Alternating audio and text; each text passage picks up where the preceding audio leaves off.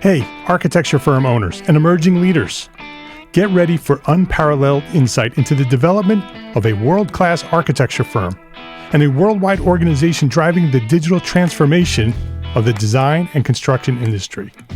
With Build Smart, the podcast that's changing how our profession operates.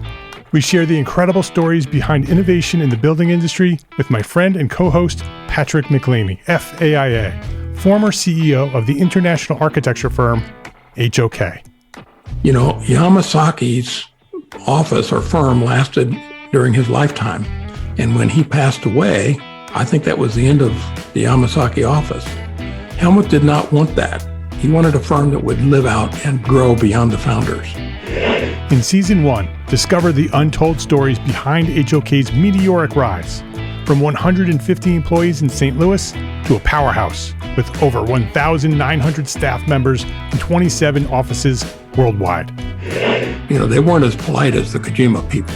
That was just boom. And anytime you have a creditor, whether it's Kojima or the bank, that wants their money, unless you can raise money someplace else, you are out of business. Bankrupt. And hold on tight for Season 2, where Patrick takes us on a new adventure as chairman of Building Smart International, shaping the future of digital transformation in the design, construction, and operation of built assets. Ian Howell, Ken Harold, and I, Ken was my technical representative from HOK. The three of us took a tour of Europe of 5 cities in 5 days. Very busy time. Simply follow the link in the show notes to subscribe to Build Smart now and uncover lessons that will transform you and your architecture firm.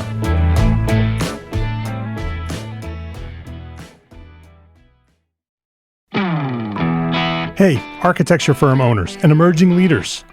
Get ready for unparalleled insight into the development of a world-class architecture firm and a worldwide organization driving the digital transformation of the design and construction industry. With Build Smart, the podcast that's changing how our profession operates.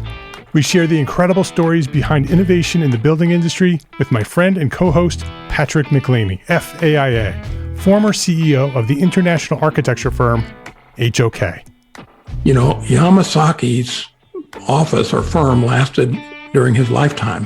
And when he passed away, I think that was the end of the Yamasaki office. Helmut did not want that. He wanted a firm that would live out and grow beyond the founders. In Season 1, discover the untold stories behind HOK's meteoric rise, from 150 employees in St. Louis to a powerhouse with over 1,900 staff members and 27 offices worldwide. You know, they weren't as polite as the Kojima people. That was just boom. And anytime you have a creditor, whether it's Kojima or the bank, that wants their money, unless you can raise money someplace else, you are out of business. Bankrupt. And hold on tight for Season 2, where Patrick takes us on a new adventure as chairman of Building Smart International, shaping the future of digital transformation in the design, construction, and operation of built assets. Ian Howell, Ken Harold, and I, Ken was my technical representative from HOK. The three of us took a tour of Europe of 5 cities in 5 days. Very busy time. Simply follow the link in the show notes to subscribe to Build Smart now and uncover lessons that will transform you and your architecture firm.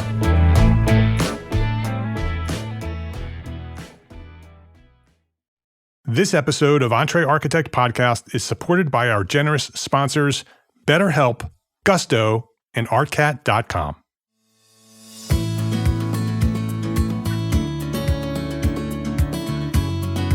My name is Mark R. LePage, and you are listening to EntreArchitect podcast, where each week I speak with inspiring, passionate people who share their knowledge and expertise, all to help you build a better business as a small firm entrepreneur architect. Beth McClary-Wolford, welcome to EntreArchitect podcast. It is so much fun to be here today. I can't wait. I love that. I love that energy. It's going to be a fun conversation. We're going to talk about sales and growth and architects they hear that word and some of them sort of bristle and the spine tingles a little bit and the hairs in the back of their head go up and they get nervous because we're going to talk about sales. But it's something that we all need to do. It's all something that we need to do in order to do the things that we really love to do. And I think there is a way that we can do sales in a better way that you can love that as well. We're going to talk about that today with Beth. So let me introduce you, Beth. Beth is a business coach and career professional with a focus on sales growth for small and medium-sized businesses. That's us. Her expertise includes developing and implementing solution-based sales plans, as well as proven repeatable sales processes. In 2020, she created Superpower Strategies to help businesses, nonprofits, and individual professionals find and use their growth superpowers. So I'm excited about this. I love talking about sales because I'm not good at it, right? I'm an architect too, right? But when it works, I love it, right? Because it's that step that we need to get to the thing that we want to do. And the thing that we want to do is serve our clients in the best way we can. That's the first step, right? Once they learn who we are and they find their way to us, we need to make sure things are the right match and we can move on from there. So Beth, welcome. Welcome to the show. Well, I'm very excited to be here. And you're exactly right. But it's not just in your field that people have issues with saying they're in sales. It's everybody. We all forget that as children, we were the best salespeople in the world because we didn't know what rejection was. And we continued to ask for what it was we wanted until your parents either gave up or shut you down completely, right? Yeah. But if you really wanted it, you would go back to it. So that's true. That's true. Before we jump into the conversation with sales and helping our listeners do it better, I want to learn more about you and your origin. So when did you discover your passion for what you do today and maybe even who or what inspired you to get started?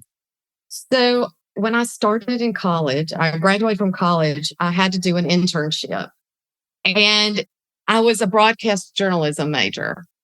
And the typical internship for a broadcast journalism major is to work in a newsroom. And I thought, well, okay, I'll do that. But there has to be something else for me to do at a television station or a radio station or even a newspaper. And so I went to my advisor and I said, what else is there? And they said, well, you could always sell advertising. And I said, well, I wanted to do that too. And they said, what? And I said, well, can I do sales in the morning and work in the sales department and then work in the newsroom in the afternoon? Well, it was an eye-opening experience because the salespeople had a great life and they drove these beautiful cars. And yeah, they had these nice jobs and they got to go out to lunch. And then the newsroom, well, they were told what they had to wear. They couldn't cut of course, now this was in the 80s. So now I'm aging myself, but they were told how to wear their hair. They worked horrible hours, got paid yuck, and didn't drive the pretty cars. And I'm not that shallow, but I thought, what's wrong with this? Right. There's something wrong with this.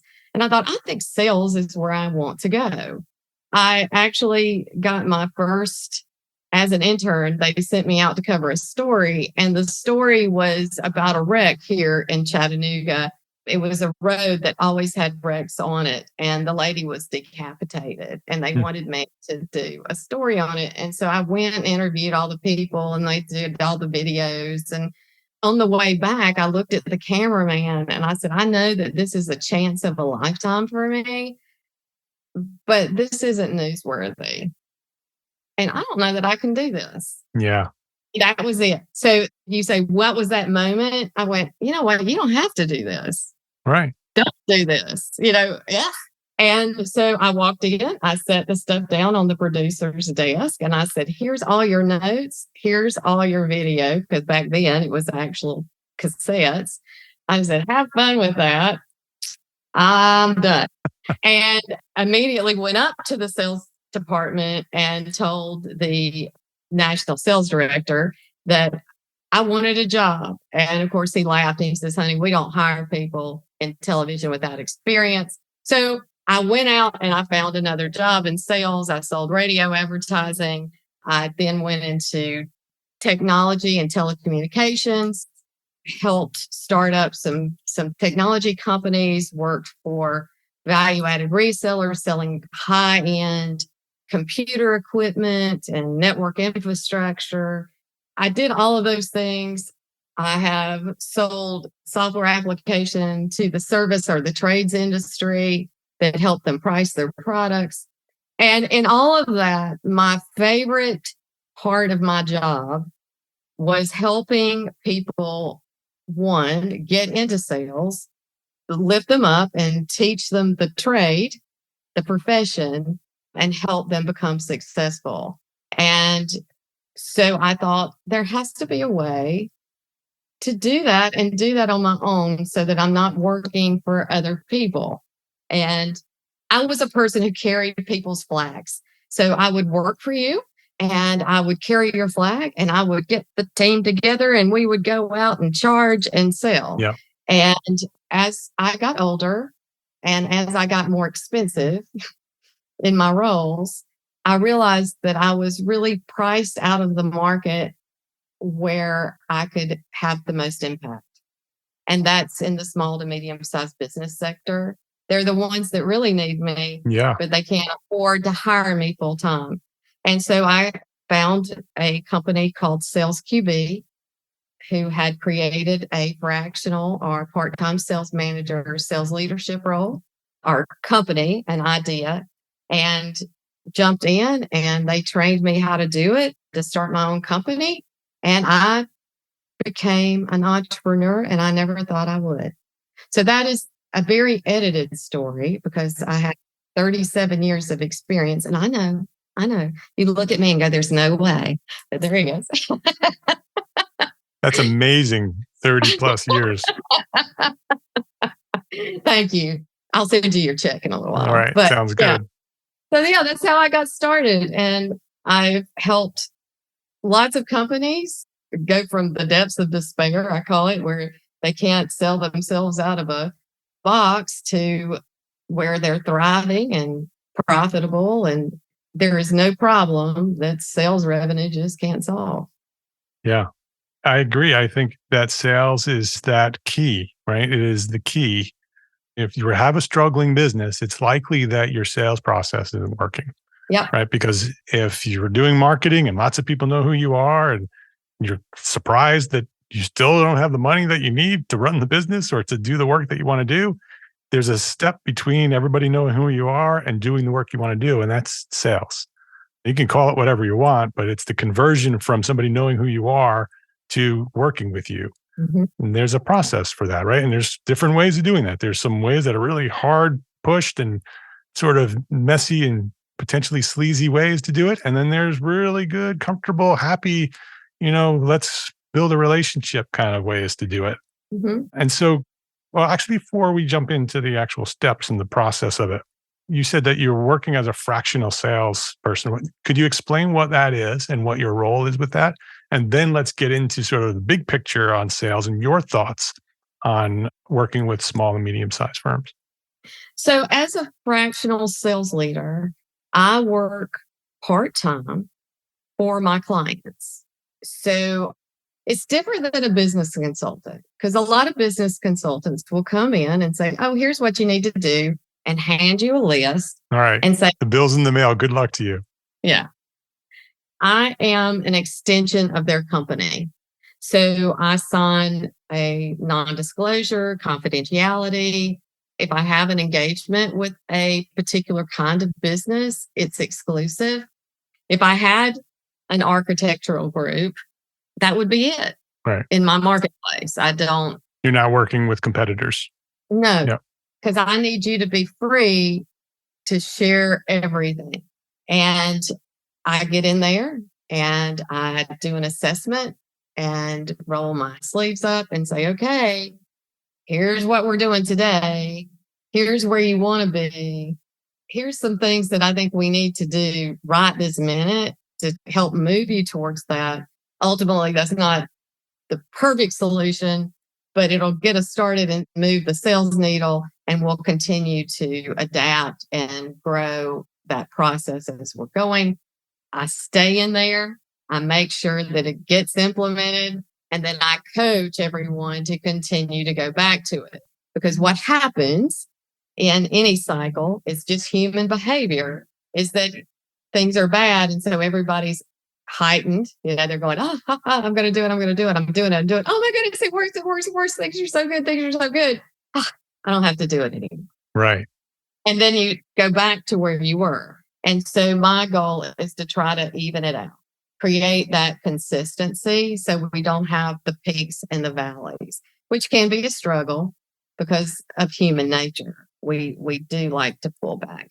And it's small companies and everybody wears multiple hats. Right. And you are distracted and there's all sorts of things that are going on. And it's very easy to go back to that comfort zone of where you used to be.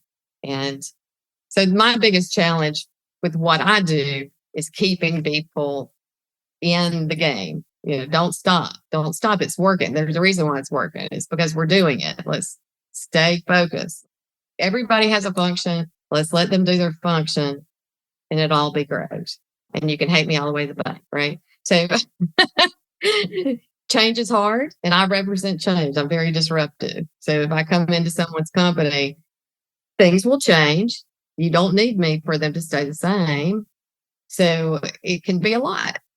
And I try to manage those steps of change. So if you've ever heard of a part-time CEO or part-time CFO or fractional, right, yeah. Actually a concept, it's the same idea. Right. It's just that I come at it from sales and helping people figure out how to sell their product. Yeah, it's a great idea. Yeah. And you work with small and medium-sized firms. So could you sort of talk a little bit about when you first start working with a client, some of the issues that they're dealing with, right? So some of our listeners can sort of recognize themselves in the people that you're working with. Could you share that a little bit? Absolutely. So the most common is, gosh, I'm working really hard, Beth. I'm working so hard. And I have a set group of clients that are treating me pretty well, but I can't seem to get off of ground zero. Nothing's ever getting better. Yeah. I'm exhausted. I'm doing everything. There has to be a better way. And there is a better way. You have to train your people. You have to be able to delegate and build an infrastructure that's self-sustaining. There are a lot of things you can do, but a lot of it's process. So there's that. The other piece is, Beth, you know what? I'm doing great. I'm doing okay. I'm good, but I can't grow. I don't understand why I can't grow. That seems like a really simple statement, but the number one thing that gets pushed to the side in any business is new business development. You're so busy and you're so terrified that you're going to lose a piece of business that you focus all your energy on your existing clients and the world is going on around you. People are buying stuff every day and they're not buying yours because you're white knuckling that revenue. The other piece that people struggle with is they go, I got a great product. My widget is great. My designs are the best. See, don't you think they're beautiful, Beth? Well, yeah, they are. They are beautiful. And I said, but, who are you sharing that with? Yeah. The people that have already bought it? Oh, well, they know it. They're living in it. Or they're working in it. How are you going out there and getting new clients? And what is that story? And why did those people choose to use you as a client? What challenges did you address for them? And how can we translate that to a prospective client? So we have a tendency to say, I have the best pen on the marketplace, or the best widget, or the best designs, or whatever it is. And that's how we want to lead. And the reality is that nobody cares. So what? So what? You've got the best pen. So does John Doe down the road. Yeah. Why do I need this pen is what they care about. What is it that you can do for me that I need? And we have to address it that way. So the first thing I do when I go with a client is I say, we have to create your sales story, and we have to figure out who you are and who you want to be. And sometimes that first headline is who you want to be, because I have a client who is fantastic at what they do, but his goal is to be the premier IT end-of-life destruction provider in the Southeast. Well, I can guarantee you that his sales story, it begins with the headline, we are the premier IT destruction company in the Southeast. Fake it until you make it, right? Because if you say it enough, you believe it, and then everybody starts acting that way in your company. That's probably the most important thing you can do. Here's who we are. Yeah. Here is who we are. And you can put us against anybody out there. And then you say, if it's businesses, if it's commercial property that you're doing designs for, or remodels, or whatever it is, you can actually say, property managers turn to me because, and they turn to them because, one, they're frustrated with something. Something's frustrated them. They're challenged by, they're looking for. Identify the problems.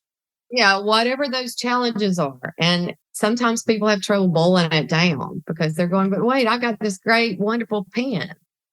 Well, that's great, but what makes it so great and wonderful? Is it the people that you deal with?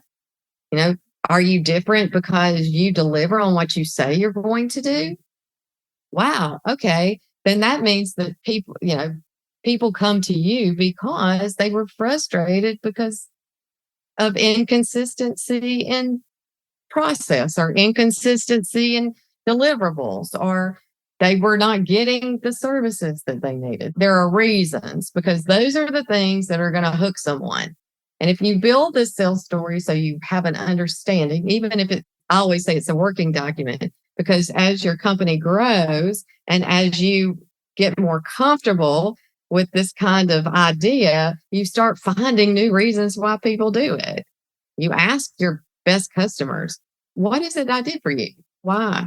And we figure it out. So we create the list of why they come. Then we do a basic offering. We say we offer designs for commercial properties, whatever it may be. Forgive me, I'm not very good with the terminology in your business, but I can assure you I can learn it. I'm sure there's acronyms associated with it. Let's take a quick break to say thank you to our sponsors for their support of this episode. Architects, listen up. Is something interfering with your happiness or preventing you from achieving your goals? Regardless if you have a clinical mental health issue like depression or anxiety, or if you're just a human who lives in this world and is going through a hard time, therapy can give you the tools to approach your life in a very different way. I know this community of small firm architects very well, and I see many of you struggling. That's why I reached out to this episode's sponsor, BetterHelp. BetterHelp is a platform that makes finding a therapist easier because it's online, it's remote. And by filling out just a few questions, BetterHelp can match you with a professional therapist in as little as a few days. It's easy to sign up and get matched with a therapist. There's a link in the show notes. It's betterhelp.com/architect. Just use that link, betterhelp.com/architect. Clicking that link helps support this podcast, but it also gets you 10% off your first month of BetterHelp. So you can connect with a therapist and see if it helps you. If you need someone to talk to, consider online therapy with BetterHelp. Click the link in the show notes or visit betterhelp.com/architect. That's betterhelp.com/architect. Thank you to BetterHelp for supporting this podcast and for supporting our community of small firm architects. Running a small firm architect business is just plain hard. Endless to-do lists, employees to take care of, and your ever-present bottom line. So first of all, kudos to you for staying on top of it all. But let me tell you about Gusto. Gusto built an easier and more affordable way to manage payroll and benefits and more. They help over 300,000 businesses by taking the pain out of tasks like automated payroll tax filing, direct deposit, health insurance administration, 401k, onboarding tools, you name it, Gusto makes it easy. And they really care about their small business owners that they work with. Their support team is attentive and helpful. I've used them, I know. And since money can be tight right now, you'll even get 3 months free when you sign up. I use Gusto and I think you should check it out too. Just go to gusto.com/architect. That's gusto.com/architect and start setting up your business today. You'll see what I mean when I say easy. Again, that's 3 months free payroll at gusto.com/architect. For over 30 years, ARCAT has been providing AEC professionals with high-quality and up-to-date building product information. Today, ARCAT.com is much more than a product catalog, with BIM, CAD, and specifications created in collaboration with manufacturers. Beyond that, ARCAT.com also offers lead data, continuing education resources, newsletters featuring the latest projects and products, and, don't forget, detailed podcasts. ARCAT.com is truly the one-stop shop for everything architecture. Try it out. Go to ARCAT.com. That's ARCAT.com. So you need to create the sales story, which is basically who are you? What are the problems that we solve, which need to match the problems of the people that you're working to convert? Is that sales story something that we use verbally or written on a website or everything? It becomes the guiding document. What's really great is once you get that sales story done, because you'll do your basic offering and then you'll say, and we are wildly successful in this marketplace because we're different than anybody else. And here's what makes us different. And you list that. Well, the neat thing about it is that once you've done that, you have pretty much one sheet that talks about who your company is and what you do and what makes you different and what makes you so freaking awesome. And you can hand that, you can use that for everything. Because when you call someone and you're trying to get an appointment with them or you want to talk to them about a potential design or their prospective client, you get them on the phone and you have everything you would need to say. Hi, I'm with XYZ. We are the XYZ of the XYZ. Businesses just like you come to us because they're frustrated because of ABC. You know, we're different in this marketplace, and I would really love to talk with you to see if we could add some value and if we're a fit. Let's schedule a visit. Yeah. And so it's done. So you have that, but the key is to make it your own. So people, I always ask, you have to memorize it. You know, I have to everybody, business owners, I have them read it every single day because it reminds them and it instills it in their heart. You can also use it to create your marketing messaging. So all of a sudden you're working with a marketing company who wants to do all this stuff and they're going, well, who are you? I can guarantee you that if you've got a sales story and you hand it to them, they might fall out of their chair because it's just not something people do. And they'll go, cool, this is really great. This gives us a lot to work with. It allows you to do emails because you've got all the components. I'm not saying to cut and paste the whole thing and send it to somebody. Right. You trickle to them. You give them a little bit at a time. And you keep everybody consistent, right? So your whole team, whether they're sales representatives or drafts people, they all understand the sales story. They all understand what the company is and why they are and who they serve and why they serve. So they're all saying the same thing. Exactly. And so the biggest challenge you address has to do with the customer experience. And you are working off of this messaging. Then what happens is that when it goes off, when it veers off, because life happens and things happen and that customer experience isn't all that great, everybody is saying, hey, we got a problem. This is not who we are. This is not one of our core values of who we are as a company. We might need to work on this. So it really helps pull everyone together. So I believe that sales and marketing have to be together. And it's easy to do that in a small company because generally you don't even have a sales leader. And right. Usually that person is the same person. Yeah. But what happens is you have a marketing person who generates leads for the salespeople or for the company. And the marketing people always say they're not following up on their leads. And then the people who are supposed to be following up on the leads are saying those leads are crap. Well, if you're all working off the same messaging and everybody understands what we're doing, well, then it's a team effort. And maybe we need to tweak the messaging. It's a full picture of what we're trying to accomplish.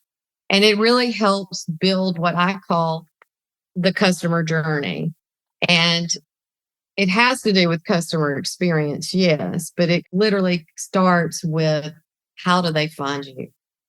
Who are they and how do they find you?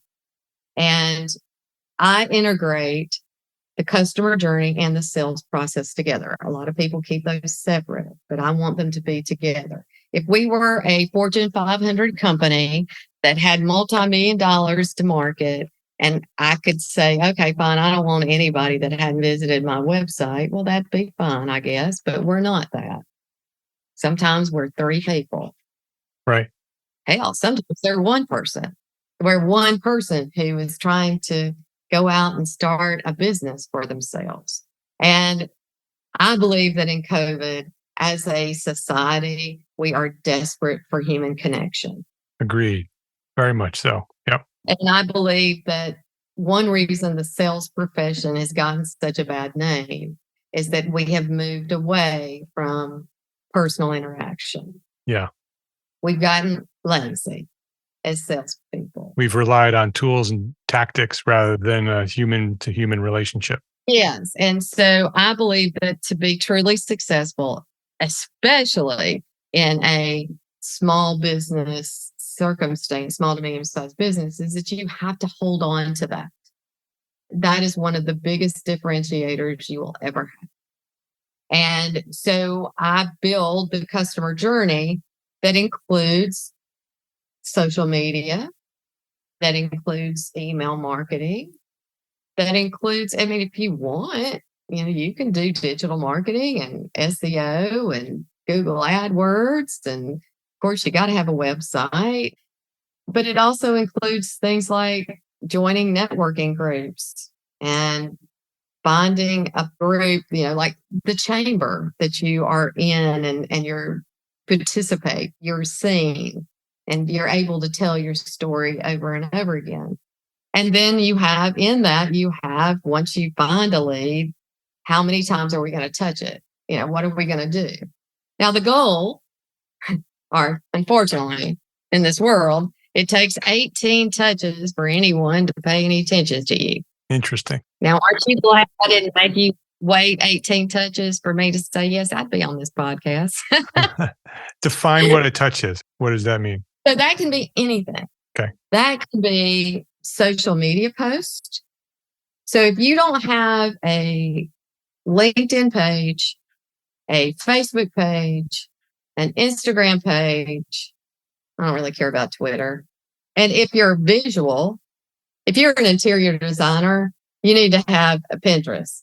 I know everybody's, what? But there's a lot of ladies like me who are out there that don't do anything that they haven't seen on Pinterest. I don't cook a meal that I don't look it up on Pinterest. I might not follow it, but I'll look it up. You need to have a presence there. Now, people say that's a full-time job, Beth. No, it's not. You don't have to be perfect. Actually, I encourage you not to be perfect because when you're not perfect, you're authentic. When you pay, and there are marketing companies that'll probably stand outside my office building and shoot me. But when you pay for a marketing company to do a bunch of marketing posts that are always perfect, nobody pays attention to them because they're going, Yeah, they look like all the other perfect social media posts. Yeah. And, is it fun? Do you have a catchy picture? But it's just 12 a month. If you can do 12 posts a month across all of those platforms, it makes you relevant. Whether they like and follow you or not, it doesn't matter. It makes you relevant. So those 18 touches, that's seeing you on Facebook, then seeing you over on LinkedIn, then maybe it's a follow-up email, maybe it's the telephone call that you originally had. So those all add up to 18. Then once they hit 18, that's the magic number. That's typically where they'll sort of start to take notice of you as a potential sale. Yeah. It can be as simple as taking your business card. So a lot of people say, oh, business cards. Who does business cards anymore? Well, if you're not, you're making a big mistake, because I have at least 40 stacks of business cards this thick. And every time I go to throw them away, I get nervous. I don't know why. But the neat thing about it is if you hand out your business cards, you just hand them out. Every time, if you send a note to someone, it could be a handwritten note too, by the way. You meet somebody at a bar and you say, here, I wanted to make sure you had my card, even though you might have given him one at the bar.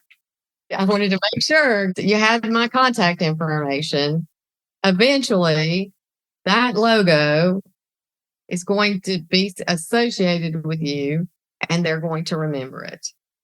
So think about it for the long run too. You're making those personal connections, and that's just one more way. One of the things when I'm coaching someone, if they're having trouble meeting people or finding opportunities to talk about what they do, I always say to them, I want you to go out and I want you to buy 500 business cards. And they go, what? That's a lot of business cards. I go, yep, it sure is. But we're going to give them away in 50 days. What? They say. And I say, well, it's real simple. You do 10 a day. Yeah. So every day you stand there and you count 10. And I said, in the beginning, I'm fine with you taking them and pinning them up on that board at the local, meeting 3. Just get your cards out there. 10 a day. And at the end of the 50 days, if you still have cards, you haven't done what you've set out to do. But I can assure you, if you hand out 500 cards, something will come back to you.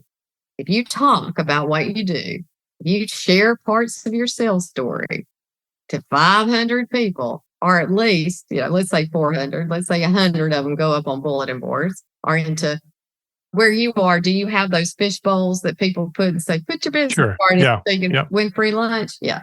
All right. Let's say 100 of those go into that. But that's all right. We'll let that happen. But yeah, something's going to come back to you. There's no way. You aren't doing what you do because you don't think it has value.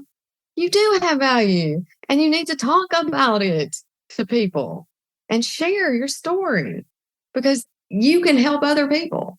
Once that sales story works and you've done those ideas, those cards have gone out, you've written the story, you're telling 500 people your story, and now you start getting those calls and you can make those interviews, those meetings, whether they're online or in person. What do you do at that point? Right? Because that's the critical point, right? You get them to be interested. They want to have a meeting with you. So you've gone to that next step, but now you need to get from that step to them signing a contract. What's that process like? The key to that is good discovery. So when I say discovery, it's really understanding what it is they want, what it is that brought them to you. Which of the challenges is it? I love to ask the question in discovery, I'm your fairy godmother. I can be a pretty one, or I can be the one from Shrek, whichever one works for you. And I've got my wand, I've got my magic wand, and I can wave it and don't let anything else come into play. Just if you could have anything you wanted, what would it be? It isn't about money. It isn't about time. It isn't about anything. What would it be? And usually it's something that's achievable if you put your mind to it. It's very rare that people come up with things that are outrageous. And if they do, I'll say, okay, well, that's interesting. How'd you come up with that idea? And then we'll back it up a little bit. But I do that because it helps me really understand the start of their why. What is it they're doing and what is it that gives them that little pep in the step? Because if you start at it from that point, they're dreaming. And so you need people to dream. Right. So I try to get as much information as I can, their motivations, what it is they're trying to accomplish. I take really good notes and I use that in my proposal. So sometimes I would venture to guess that in your industry, you get the details of what they want, and then you come back and you look at it, you evaluate it, and then you create some kind of proposal of. Yeah, it's usually a written fee proposal that describes the process and what we do and how we do it. Right. How much it costs. And then that proposal is sent to them for approval. Oh, you send it to them. Oh, no. There you go. No. Because remember, you're more than that paper. They're buying you. So after the discovery and you get all the information and you get as much information as you can of what it is they want, then before you leave that meeting, you need to say to the person, the prospective client, so it's going to take me, and fill in the blank, whatever it will take you to get that proposal together. Let's say 2 weeks. It'll take me 2 weeks to get this pulled together. Let's go ahead and get it on your calendar for 2 weeks out. Get a date. Yeah. Let's do it. Let's schedule it. Now that'll help the person as well who's having to do the proposal, because if you have a definitive date, it helps you actually have a deadline. Right. Yes. And you say, if anything comes up between the next 2 weeks that you think of that we might have left out, please don't hesitate to call me. Now, you'd love it if they call you because that means they're really engaged. And another touch point. Yes. But you can also, the fact that they will put you on their calendar, that means they're really serious. If they start skirting and wiggling and going, it means there's something that's happened that sort of made them feel. And I personally would go back to it and say, is there something that we've left out? What can I do to make you feel more comfortable with this? It could be that they've had a bad experience with someone else. You need to know that. Right. And they didn't even approach that in the process. So you do that. You get the proposal date. You come back. You do your magic of what you do to create the pricing and the fee structure and the process. But when you go back for that presentation, you create a 1-page summary, call it an executive summary, a client summary, whatever it is you want. Do it however you can do it on PowerPoint or whatever. And you start with what you learned in that meeting. John and Jane, I really appreciate your time a couple of weeks ago. And let's review what we talked about last week. Right. So show them that you were listening. Yes. Boom. Here it is. Here's what you wanted. Here were your challenges. And I want you to know that what we're fixing to cover takes all of this into consideration. Now, has anything changed to change your ideas of what it is you wanted and your time frame for when you wanted to make this happen? And no, it's all good. Thank you so much. I really appreciate it.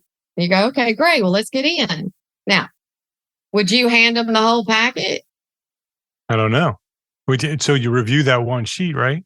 You got that one sheet. That's all you've given them. You still got all your probably 25 pages process. And then you've got the price that's on the last page, I'm sure. And then you've got the engagement agreement that's behind that. Am I right? I'm just throwing things out. Pretty much. Yep. Yeah. So don't hand the packet to them. You lose control because what's the first thing they do? They start looking through it. They go straight to where the price is. Right. Where the estimate is. And you're worth every penny of that. The problem is they've skipped all these pages.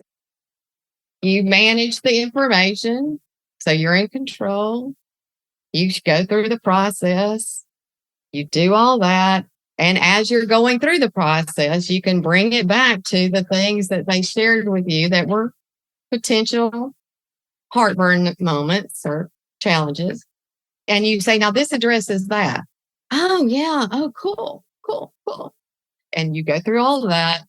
You get to the final piece, which is the price. And you go, and so you can have everything you wanted for this price. Right. And if they push back and they go, well, it's a little much. I go, well, of all these challenges, of all these things you wanted, which one isn't important? Right. Right. We're not going to reduce our price without reducing our scope. Yeah. Which one isn't important? And then they go, well, no, they're all important. Are you sure? Because we can adjust them. Because I created a proposal for you that addressed everything you asked for. And then you're done. And they sign. Then you shut up. And then you're on your way. You ask a question. Is there anything that's keeping us from doing business today? And then you be quiet. Yeah. Some people say the first person that talks loses. I say the first person who talks wins, because if you'll let the customer do it, they win because they're getting your service. And that's what they wanted. So it's hard to shut up. Yeah. But that's a skill that you need to learn. Yes. That whole process are skills that you need to learn, right? The story, developing the story, memorizing the story, understanding the story, internalizing that. It's all something that you need to practice. Getting out there and having those 18 touch points, finding ways that do that and tracking them to understand which ones work and which ones don't work. So you can reuse the ones that do work and abandon the ones that don't work, to the point where you develop how you present your proposal, how you do that document, as well as how you do it in person, and that the strategy of sort of presenting it page by page, giving them the price. If they push back on the price, understanding how to respond to that, right? Because that's a skill, understanding, right? So you're not sort of caught off guard when they push back. You have a way to bring them through that process. And then also, allowing them to sell themselves, right? You've solved their problems. You've given them the solution. Here's the price, and you're ready to go. And so those are great strategies, superpower strategies. There you go. We all have superpowers. My son, when he was a young boy, was, and actually still is, superhero crazy. He had every action figure you could have: Batman, Superman, all of them. He could go back in the days of Toys R Us. He could go into that action figure aisle, and he had hundreds of them, but he knew which ones he had and which one he didn't have. Yes. And as I was exploring the name of my company, he's an English teacher, and he said, I know what you need to call it. And I said, what? He said, Superpower Strategies. And I said, I think that is perfect. So so that's the background of that. But we all do. We don't realize them and we don't identify it. But if you're a real good listener, that's that. What is it called? Now I can't remember. Ultrasonic hearing or whatever it is. Superman. Exactly. Yeah. To hear things for a while. But yeah.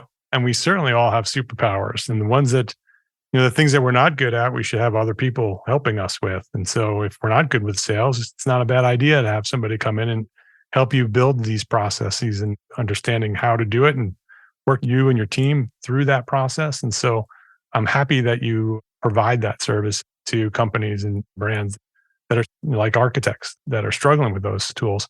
Before we wrap things up here, Beth, I wanted to understand, we're talking to thousands of architects here, mostly small firm business owners that are struggling with the things that we're talking about. What would you say is the one thing that a small firm architect can do today, right now, to build a better business for tomorrow? Well, the first thing they can do is build a sales story so that they have something to talk about. That's number one. Number two is you're really good at what you do, but you should never stop learning and never stop being curious. So I would encourage everyone to take at least 15 or 20 minutes a day. And obviously they're listening to your podcast, they're doing that, but to really invest in themselves and learning something new every single day. Very good. Her name is Beth McClary-Wolford. The company is Superpower Strategies. You can learn more about Beth and her services at superpowerstrategies.com. First meeting's complimentary, so reach out, say hello, tell her that you heard us on EntreArchitect podcast, and she'll spend some time with you and share some of the knowledge that she has. Beth, thank you for serving small firms, for dedicating yourself to small and medium-sized companies. And thanks for coming by here and sharing your knowledge at EntreArchitect podcast. It was a treat. I hope I get the opportunity to come back. If you liked this episode of EntreArchitect podcast, please share a link with a friend. That is the best way to help us grow. And that's how we have grown to serve thousands of architects just like you. Share a rating, write a review, but most important, share a link to this episode that you just listened to. Go send it off to a friend. I'd really appreciate it. Thank you to all our sponsors for this episode. Links to the sponsors and all the resources that we discussed today in today's episode, they're all found at entrearchitect.com/podcast. EntreArchitect is a member of the Gable Media Podcast Network, the next evolution of interactive media and resources for the AEC community and beyond. You can now earn continuing education credits for listening to this podcast. EntreArchitect podcast select episodes are available for continuing education credit. Go learn more at gablemedia.com/members. And if you are a small firm architect, listen up, architects. Join us today at EntreArchitect Network, the worldwide organization for small firm entrepreneur architects. That's you, with monthly business training, business resources, special session webinars, mastermind groups, and a thriving community of small firm architects. Your peers are there. Hundreds of them are there already.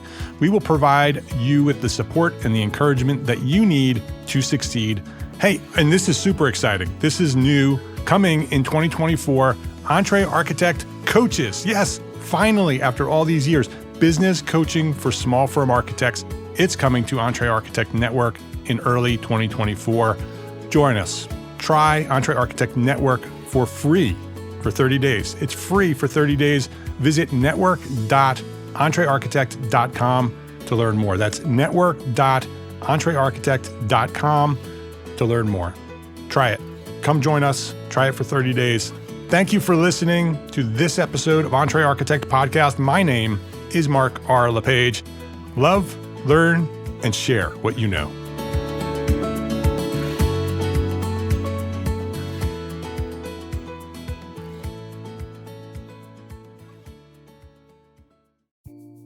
Imagine earning continuing education credits while doing exactly what you're doing right now.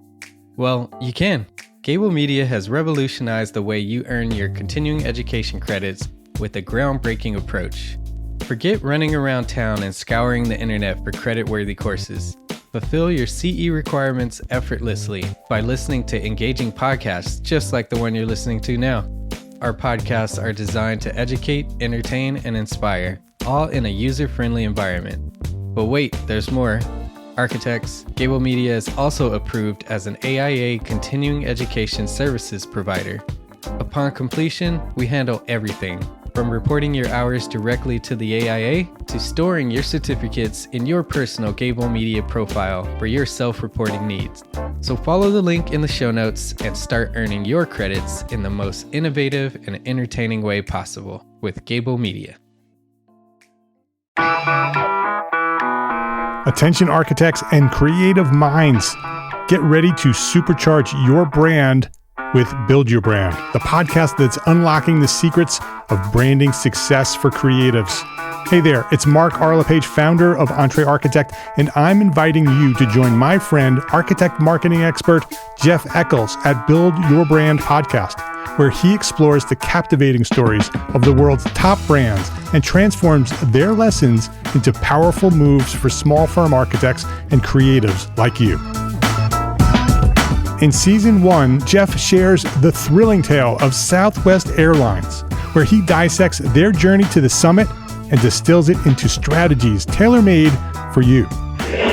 It's important to keep in mind that companies like Southwest compete in the real world, just like you, and face real-world challenges, just like you.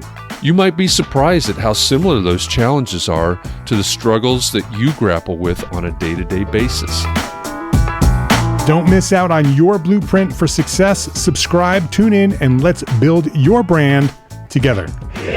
You may have noticed that the very best brands in the world are also known for having somewhat unique corporate cultures. That's often the glue that holds everything together when they encounter those rough spots. We don't do it because it inconveniences the passengers to whom we are primarily dedicated, the short haul, frequent flyer. Follow the link in the show notes to subscribe to Build Your Brand today. Remember, no matter the size, the journey's the same. Your brand's journey to the top starts here.